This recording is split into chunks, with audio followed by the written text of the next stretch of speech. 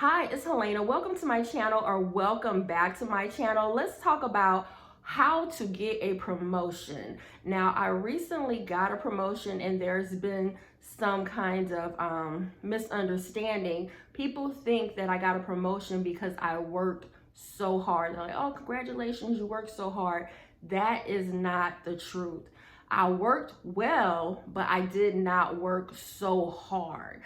Earlier in my career, I did, and I learned the hard way that the harder you work, the more work they will give you. So I want to give you some tips to strategically get a promotion, because one thing, they will not give you a promotion. You need to know that nobody is going to give you a promotion. What I found, even in the department that I just left, that people were waiting for their boss to pretty much create positions, and you say, okay, we have a new supervisor role, or somebody leaves the company and then they can go into this different role. But people are waiting for their boss to give them a promotion. I was at the company for a year. Many of you know I've been an entrepreneur. I still have my business, but I've been an entrepreneur for 15 years. So this is my first year back in corporate, okay? As of December 2024, this is my first full year back in corporate, and I spent a lot of time helping my clients get positions, get promotions, and I pretty much did exactly, in fact, I 100% did exactly what I tell my clients to do. So the number one thing that you need to do in order to get a promotion is to exceed expectations. Exceeds expectations does not mean working hard, does not mean, going in early, staying in late, trying to do everything for everybody. It doesn't mean that. It means exceeds expectations. Ask your boss or manager, what are their expectations of you on your very first day? On your very first day of your job. If you've been at a company for 5, 10, 15 years and you have a annual review, usually you have a quarterly, but if you have at least an annual review, ask them what their expectations are for you. Most companies require that you write out your goals and make it clear in your goals what your expectations are for yourself, what your goals are for yourself, and ask your employer, what do you expect of me? But I'm going to go into the point of me being a new employee at a company. I asked my boss, what are the expectations of me? And every single expectation, I exceeded that. And I exceeded with number 2, focus on your strengths.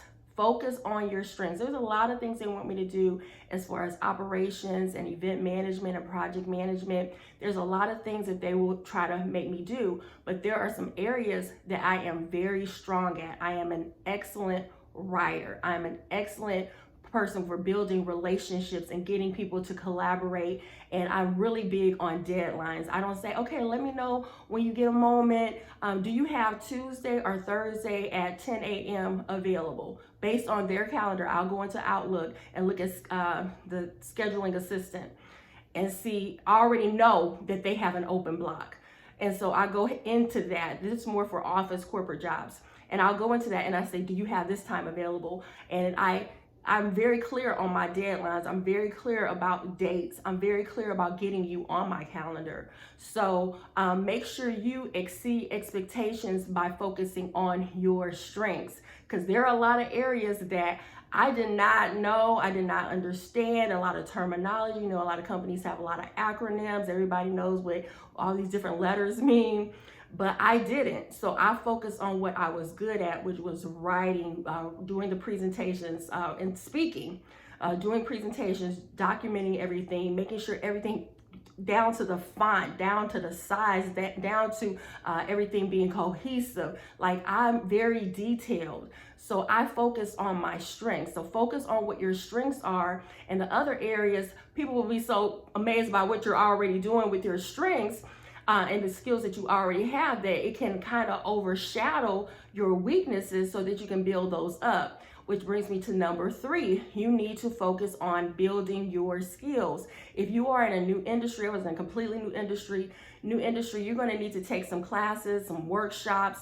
You're going to need to understand, because I was in pretty much between HR, operations, and finance. And so I wanted to understand, I took some economics. I wanted to understand more about the finance dynamics, the GOMs, the gross operating margins. I wanted to understand EBITDA. I wanted to understand everything. So I took some things in finance. I also learned more about the operations management at a C-suite level. And any type of leadership level, I learned that. And then I already have an HR background, so I knew a lot about HR, but I wanted to just really understand how these three things work together, because I have to get the money to be able to staff people, and for HR, and then operations is pretty much the processes. And so that's another strength that I have, and I focus on those skills. So strength that I have is looking at where systems are broken. How can we automate processes? So my master's is in organization development. So I'm always looking at, are we focused on how a person is doing something? Are we focused on the process of doing something? Oh, well, Michael always does it. Just get it down to Michael. Well, what happens if Michael gets hit by a truck? Okay, we need a process in place. What does Michael do? Who does he call? And step 1, 2, 3, 4, 5, 6. Okay, so I focus on, so exceed expectations, focus on your strengths, build skills. You can also, I got a new certificate every month on LinkedIn Learning. It could be leadership skills, conflict resolution, marketing. They have so many classes on LinkedIn that you can either do for free, a lot of companies pay for it, or you can get the premium service for LinkedIn. It's like $39.99, or you can just get it free for the first 30 days and take as many trainings as you want, so that you can add that to your portfolio for your promotion. And then the final thing is, you need to communicate that you want a promotion. You need to be clear about it. Now, for me, I was not looking for a promotion. I'm gonna be honest. I was happy with my job. I knew it would be that piece that would take care of all my benefits, my daughter's benefits, consistent for, life insurance. Something happens to me, I go into the hospital, we have coverage, she's taken care of. I was looking at the bigger picture of having the job and all the benefits that it comes with, really the health, medical, life, and all those different things, the retirement plan. So I wanted my job to be that piece for me with my daughter. And so that, I wasn't looking for a promotion. I literally live 7 minutes from my job. I have a lot of flexibility. I have privacy. Nobody's micromanaging me. So there is really no need for me to want to get a promotion. But one day a lady literally came in my office, a lady and a man and a woman came in my office and said, "Hey, are you looking for an opportunity?" Because I do get to work early. And I said, and I'm thinking, like, is this network marketing?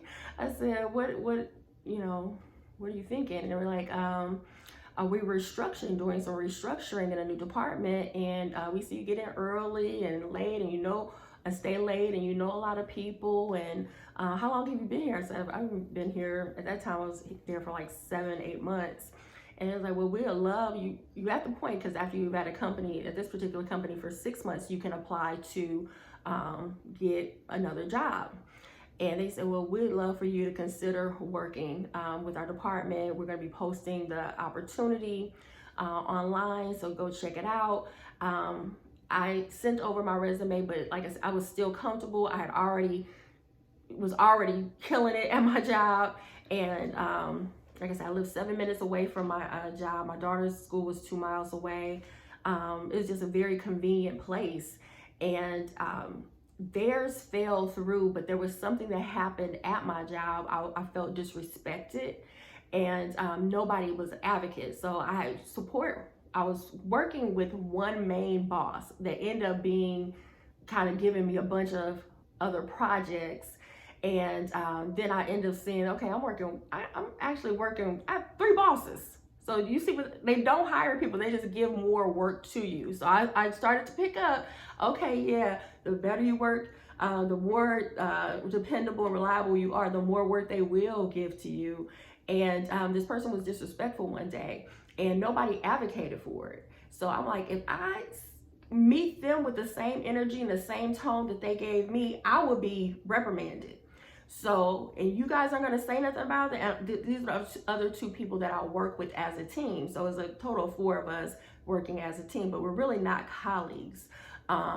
Where, you know, we talk about, you know, what's going on with life and everything like that. We're just really just work. And, but they didn't speak up for me.